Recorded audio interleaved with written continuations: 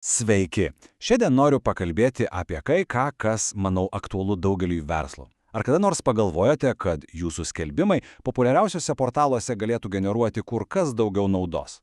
Mes kalbėsime ne šiaip apie skelbimų įkelimą, o apie strategiją, kaip paversti jų galingų pardavimų varikliu. Ir pradėkime nuo labai tiesaus klausimų jums.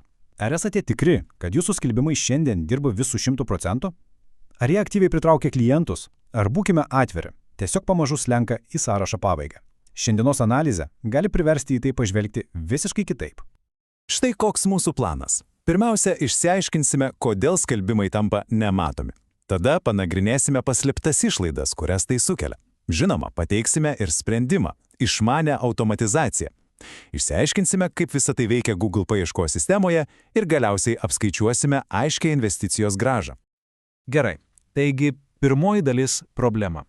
Ir jie yra kur kas gilesnė, nei gali pasirodyti iš pirmo žvilgsnio. Kodėl skelbimas, į kurį įdėjote darbo, tiesiog nustoja veikti? Atsakymas yra reiškinys vadinamas skelbimo nuovargu. Žinote, čia veikia labai paprasta žmogaus psichologija. Kai mes matome tą patį statinį, nekintantį vaizdą, vėl ir vėl mūsų smegenys tiesiog išmoksta jį ignoruoti. Jūsų skelbimas, kad ir koks geras jis būtų, tiesiog susilieja su aplinka. Jis tampa nematomu. O verslui tai reiškia vieną – prarastus klientus. Ir štai čia atsiranda vienas labai įdomus psichologinis triukas. Tik įsivaizduokite, jei jūsų pagrindinė skelbimo nuotrauka nuolat keistusi, jis siųstų pasąmoningą signalą naršančiam žmogui. Ei, čia yra kažkas naujo. Šis mažas pokytis iš naujo patraukia dėmesį, sužadina smalsumą ir skatina paspausti dar kartą. Dinamika visada laimi prieš statiką. Bet prarasti priežiūras tai tik lietkalnio viršūnė. Tikrosios problemos, tikrosios išlaidos slypi kur kas giliau. Neefektyvūs skelbimai kainuoja jūsų verslui realius pinigus, net jei to nematote savo buhalterinėse ataskaitose. Pažiūrėkime konkrečiau. Pažvelkime į konkrečius skaičius. Atrodo, kas čia ta 1 minutė per dieną, tiesa? Bet kai viską sudedame per metus, net ir skaičiuojant minimaliu atlygiu, tai virsta beveik 30 eurų. Jei sugaištate 5 minutės, tai jau virš 100 eurų. Tai realūs pinigai išleidžiami monotoniškam darbui, kurį galima automatizuoti. Ir tos išlaidos nėra vien finansinės. Pagalvokime plačiau. Pirmiausia, tai jūsų darbuotojų laikas, kurį galima panaudoti kur kas prasmingiau. Antra, tokios rutininės užduotys tiesiog žudo motyvaciją. Kol jūs gaištate laiką, jūsų konkurentai gauna klientus. Ir galiausiai, jūs prarandate auksinę galimybę būti matomiems didžiausioje paieškos sistemoje – Google. Gerai, problemą išnarpliojame. O koksgi sprendimas? Kaip visą tai pakeisti? Atsakymas – išmanė automatizacija. Tai technologija, kuri jūsų pasyvų skelbimą paverčia aktyviu 24 valandas per parą, 7 dienas per savaitę dirbančių pardavėjų. Kaip tai veikia? Iš tiesų, genialumas slypi paprastume.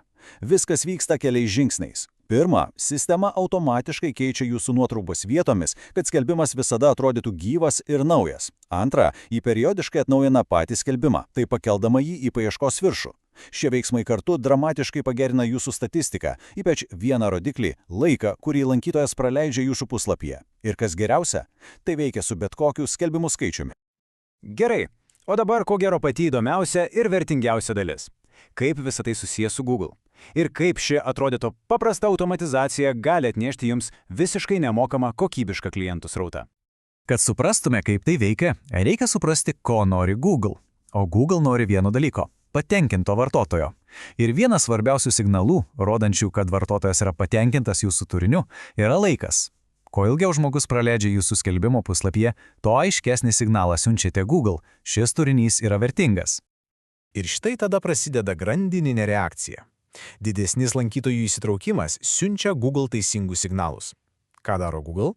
Pirma, ji pradeda kelti jūsų skelbimo nuotraukas į Google vaizdų paieškos viršų. Antra, ji pradeda kelti ir paties skelbimo nuorodą organiniais paieškos rezultatuose. Taigi, jūs gaunate dvigubą matomumą. O kodėl ta vaizdų paieška tokia svarbi? Pažvelkite į šiuos skaičius. Net 57%, daugiau nei pusė žmonių Lietuvoje, naudodamiesi Google vaizdų paieška, ieško produktų. Tai milžiniška tikslinė auditorija, kuri aktyviai ieško to, ko jūs siūlote. Ir koks viso to galutinis rezultatas? Štai jis. Jūsų produkto nuotrauka atsidūrė prestižinėje Google vaizdų karuselėje, pačiame paieškos rezultatų viršuje. Tai yra viena matomiausių ir geidžiamiausių pozicijų visame internete, kuri atveda tikslinius pirkėjus į jūsų skelbimą. Visiškai nemokamai. Gerai, aptarėme problemą, aptarėme sprendimą ir jo poveikį. Dabar pereikime prie to, kas verslui rūpi labiausiai. Pinigai, skaičiai. Kokiagi šios investicijos grąža? Investicija vienkartinė – 30 eurų. Kad suprastume šios investicijos vertę, palyginkime du pagrindinius srauto pritraukimo būdus. Taip, mokama reklama gali greitai atvesti klientus, tačiau jį reikalauja nuolatinių investicijų. Tuo tarpu organinė paieška arba SEO vidutiniškai sulaukia 8,5 karto daugiau paspaudimų. Įkuria ilgalaikį pasitikėjimą ir autoritetą. O ši automatizacija yra bene pigiausias būdas pasiekti apčiuopiamo SEO rezultatų. Taigi, apibendrinkime, ką jūs gaunate už šią vienkartinę investiciją. Pirma, jūs iškart sutaupote mažiausiai 27 eurus per metus vien darbuotojų laiko sąnaudoms. Antra, jūs gaunate didžiulį nemokamo srauto potencialą iš Google. Trečia, tai natūraliai veda prie didesnių pardavimų. Ir kaip premija, geresnis puslapio kokybės reitingas, kuris ateityje gali sumažinti jūsų mokamos reklamos kaštus. Aišku, svarbu būti realistais. Tai nėra stebuklinga lazdelė. SEO yra procesas, maratonas, o ne sprintas. Rezultatų greitis priklausys nuo jūsų rinkos konkurencingumo. Jei konkurencija maža, rezultatus galite pamatyti jau po kelių dienų. Jei didelė, prireiks laiko, kol Google įvertins jūsų skelbimo kokybę, bet viena aišku, šis įrankis visą procesą gerokai paspartina. Taigi, baigiant, noriu palikti jūs su vienu klausimu pamastymui.